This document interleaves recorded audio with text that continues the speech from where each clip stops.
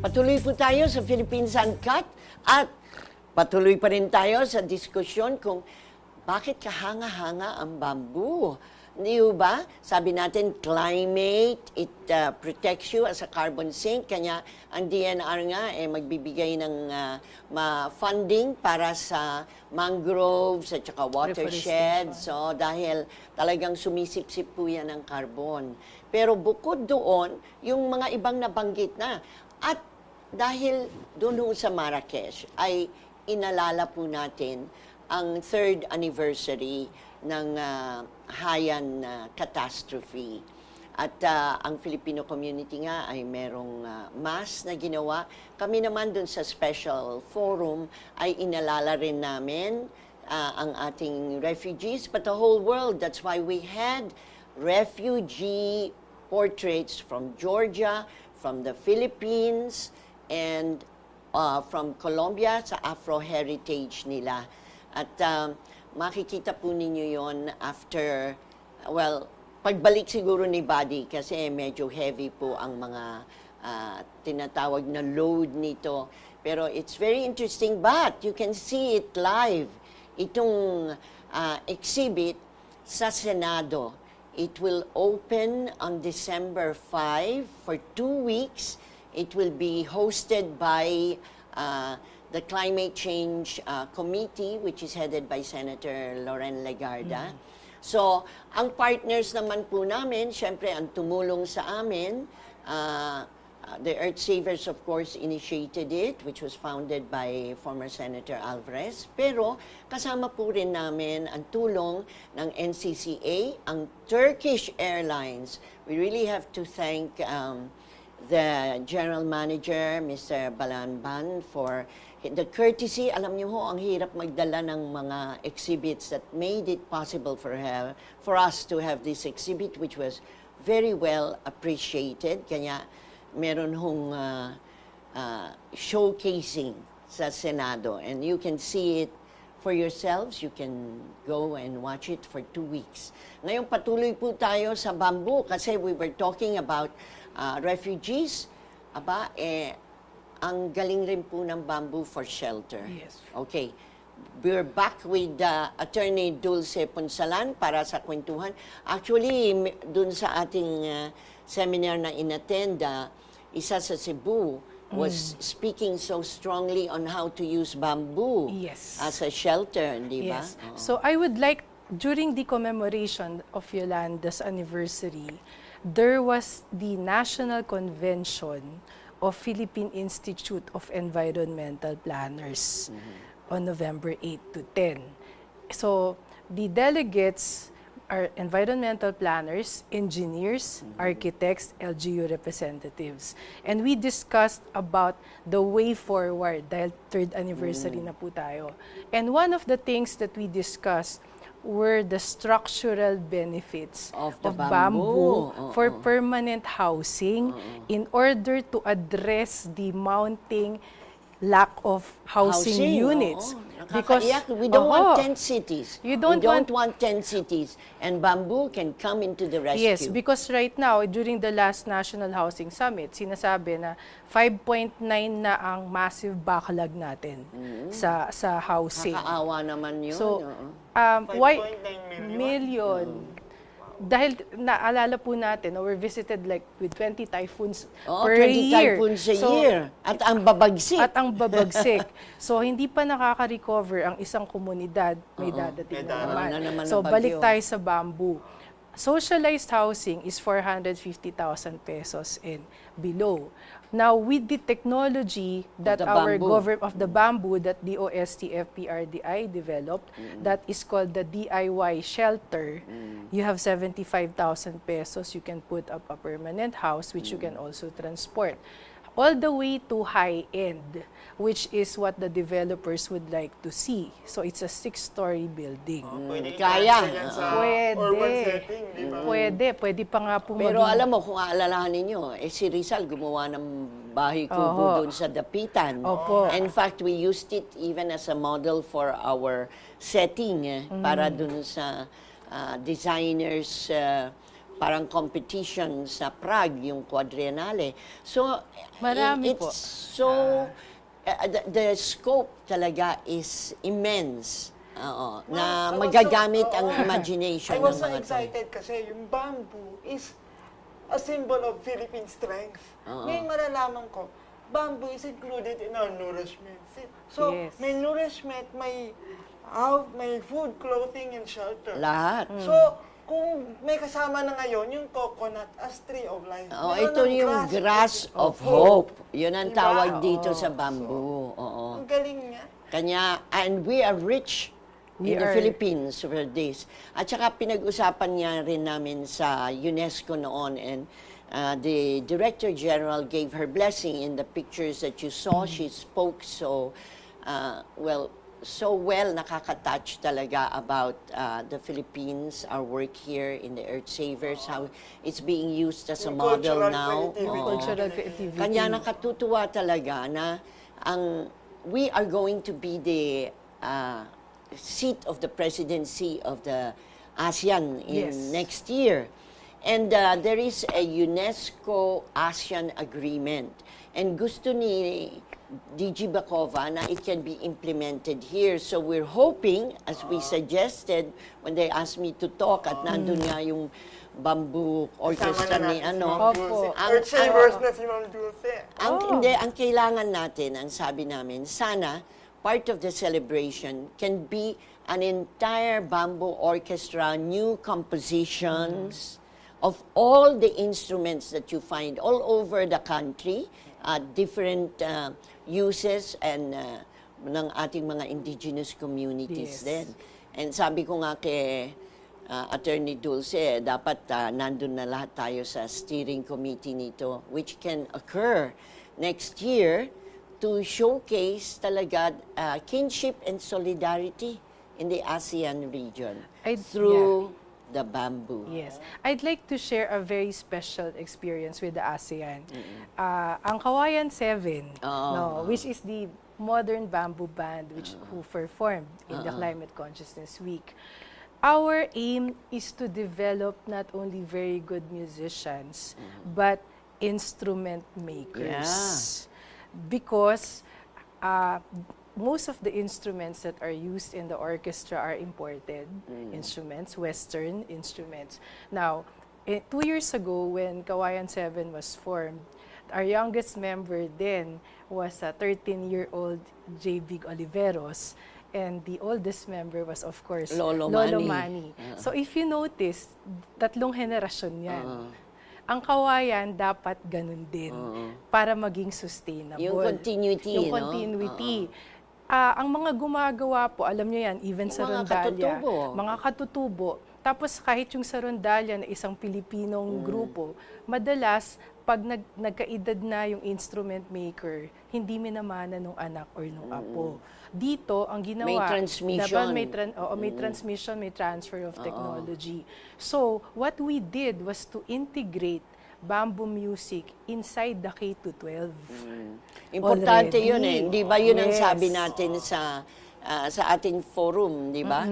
We said it must be talaga used, not just even in the curriculum, but also as lifelong learning. As lifelong Paano yung mga out-of-school youth? Kaya ang suggestion ko, i-adapt ng TESDA ito. Yes. It should be adapted by TESDA para mabigyan ng pagkakataon yung mga wala sa formal curriculum. At Ang ganda talaga ng mangyayari. Kompleto na eh. May health na, may culture, may nourishment. Hindi lang yon yung pagpapahalaga mo sa katutubo. Hindi ba yung mga Aita natin, pinanonood sila kung paano sila nagluluto ng sa bamboo? It's even used for really delicious rice, hindi ba? Imbes na yung pinakuluan mo lang. At saka yung sa instrumento po, example si Lolo Manny na banggit nyo, yung maliit na flute na 3.5 inches lang. Yeah, amazing. Okay? Ito po yung tinatawag nating rhizome. So ito yung mother pole, ito yung nagsistick out. Tinatapyas lang yon, pinapabayaan. So naging magandang flute na pito at the same time.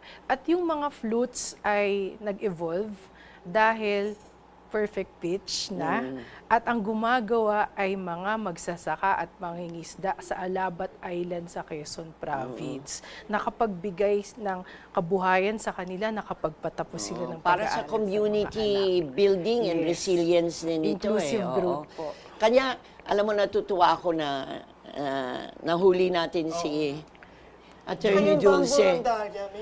Meron na. O yung sa hindi ba, yung rondalya ng PUP, ngayon ginaya na ng FEU. Dapat talaga mamaya nito para hindi lang piano, tsaka rock bands, etc. I mean, our youth can get engaged in this and really be very creative in their approach. At saka kayang-kaya, nakita mo yung mga bamboo natin. Kung yung sa bote, nakakapatunog yung pang bamboo. Wala namang problema. The Filipino has always been creative. Creative, imaginative, innovative, and caring. Yes. At, Ano pa ngayon ang pag-uusapan natin dahil maganda na itong plano natin, maybe during UNESCO International Arts Education Week, magaganap na itong ganitong ASEAN plan natin of collaboration and saka original compositions, hindi ba? Yun ang magiging magandang contribution natin sa ASEAN besides the political, economic discussions. Itong culture can really be the womb to tie things together. Ma'am, nakikita ko nga po ngayon, cultural caregiver na rin si Ma'am Dulce. Oh, they are. Because they work with the community. Yes. Community-based ang kanilang Lahat po, effort. community-based. And it's basically to provide livelihood. No? It's really livelihood as well for the people who are involved in it. Kanya yun ang mahalaga na makikita mo ang connectivity, ang link ng kultura sa ekonomiya at mahalaga kultura para sa alaala. Opo. Diba? Because memory, you Cultural heritage. Yeah, you cultural keep that heritage. memory. At saka ang ibang magagaling talaga sa bamboo ay ang mga katutubo natin. Katutubo, Luzon, Visayas, and Mindanao, they're very adept with the use of bamboo. And the bamboos, limitless na po. Noon, letter A to letter Z, ang listahan lang ay 1,500 uses. Ngayon 10,000 na. 10,000. 10,000. biruin Ilang mo araw yun. kayong pag-uusapan yun? 10,000. Hindi araw, buwan. Nagamit Madadagdag pa yan because there will be madadagdagan pa yan. modifications Creative. Modifications at saka yung mga huhugot doon, makakaimbento pa ng iba pa. Magugulat ka talaga. At tayo rin naman, nakita natin ang influence among ASEAN, ano? Yung ginagamit ng mga Indonesian, ginagamit na rin natin. Yes. May angklung orchestras Opo. na rin tayo. Meron. So, yun ang maganda na among our region, we get together. Ang bilis ng ating usapan, pero nakita niyo kung bakit pinilito namin si Dulce na makasama ngayon during Climate Change Consciousness Week and our report on Marrakesh, which I'm sure will be continuing when Bali comes. Naisang po rin namin na batiin dahil hindi lang siya ambassador of bamboo, no? Bamboo ambassador, ang mahalaga ay kinilala naman ang kanilang may award naman sila, hindi ba? Opo, yung that is for 3 the years, food. 3 years ago. Yes, the being a musician is another recognition Award, pa rin. Opo. Pero yun nabanggit nga noon ni Senator Alvarez yung innovation ninyo, and he was proud to give the award to you from the business sector. Yes, and the one that's connected to UNDP. So, Phil Bamboo was first recognized in, of course, the BAM Snacks in Shanghai. And then we also won the Philippine Business for Social Progress, Business and Development, and the Triple Bottom Line Award of the Foundations for Sustainable Society. Then, in 2015, UNDP was one of the nominees. Phil Bamboo was one of the nominees for the UNDP Equator Prize. Ayun. Okay. So, papalakpakan natin ang initiatives on bamboo that are being undertaken by the group of Attorney Dulce Punsalan. Samantala naman po, paalala namin, there's going to be an exhibit on refugees at the Senate. And the poet there is a handicapable artist. He has cerebral palsy.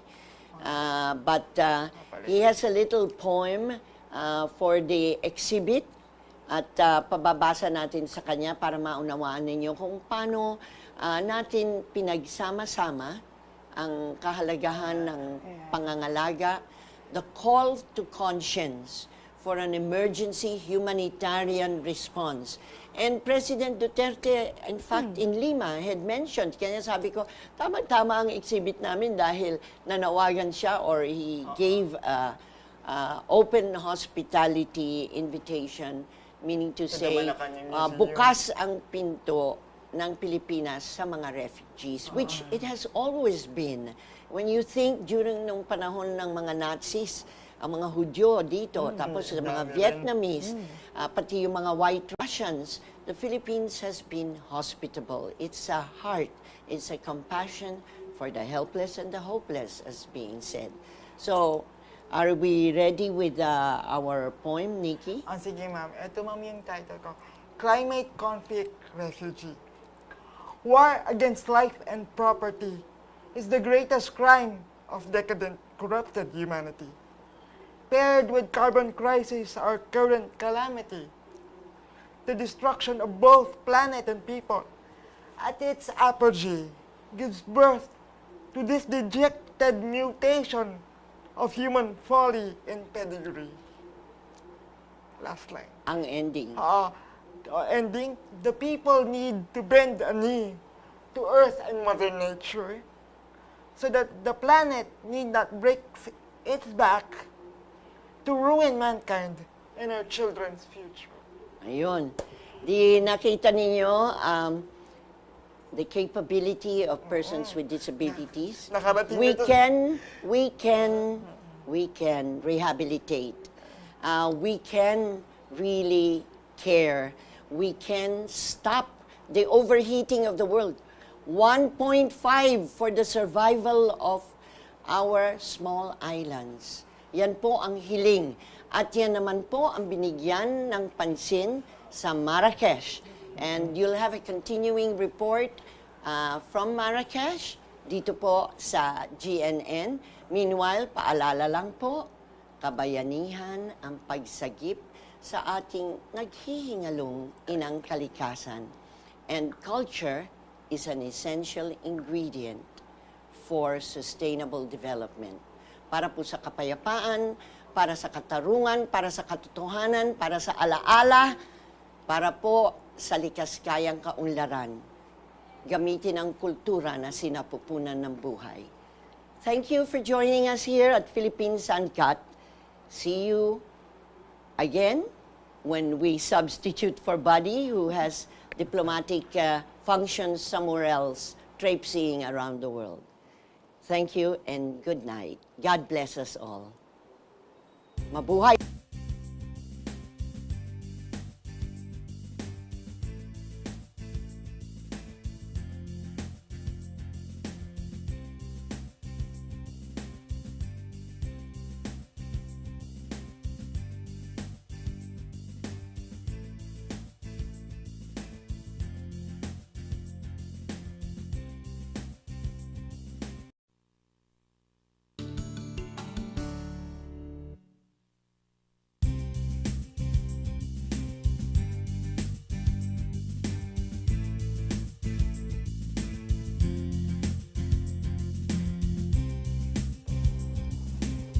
Patuloy po tayo sa Philippines Uncut at patuloy pa rin tayo sa diskusyon kung bakit kahanga-hanga ang bamboo.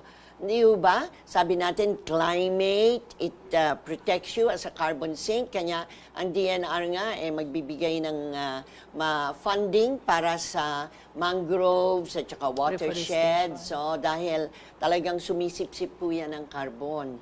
Pero bukod doon, yung mga ibang nabanggit na. At dahil doon sa Marrakesh ay inalala po natin ang 3rd anniversary ng Haiyan catastrophe. At ang Filipino community nga ay merong mass na ginawa. Kami naman dun sa special forum ay inalala rin namin ang ating refugees, but the whole world. That's why we had refugee portraits from Georgia, from the Philippines, and from Colombia sa Afro-heritage nila. At makikita po ninyo yon after, well, pagbalik siguro ni Buddy kasi medyo heavy po ang mga tinatawag na load nito. Pero it's very interesting, but you can see it live. Itong exhibit sa Senado. It will open on December 5 for 2 weeks. It will be hosted by the Climate Change Committee, which is headed by Senator Loren Legarda. So, ang partners naman po namin, syempre, ang tumulong sa amin, the Earth Savers, of course, initiated it, which was founded by former Senator Alvarez. Pero kasama po rin namin ang tulong ng NCCA, ang Turkish Airlines. We really have to thank the general manager working so strongly on how to use bamboo as a shelter, di ba? Yes. So I would like, during the commemoration of Yolanda's anniversary, there was the National Convention of Philippine Institute of Environmental Planners on November 8 to 10. So the delegates are environmental planners, engineers, architects, LGU representatives. And we discussed about the way forward dahil 3rd anniversary na po tayo. And one of the things that we discussed were the structural benefits of bamboo for permanent housing in order to address the mounting. Mr. Balanban, for the courtesy. Alam niyo ho, ang hirap magdala ng mga exhibits that made it possible for us to have this exhibit, which was very well appreciated. Kaya meron hong showcasing sa Senado, and you can see it for yourselves. You can go and watch it for 2 weeks. Ngayon, patuloy po tayo sa bamboo kasi we were talking about refugees. Aba, ang galing rin po ng bamboo for shelter. Yes. Okay. We're back with Attorney Dulce Ponsalan para sa kwentuhan. Actually, dun sa ating seminar na inattend, isa sa Cebu was speaking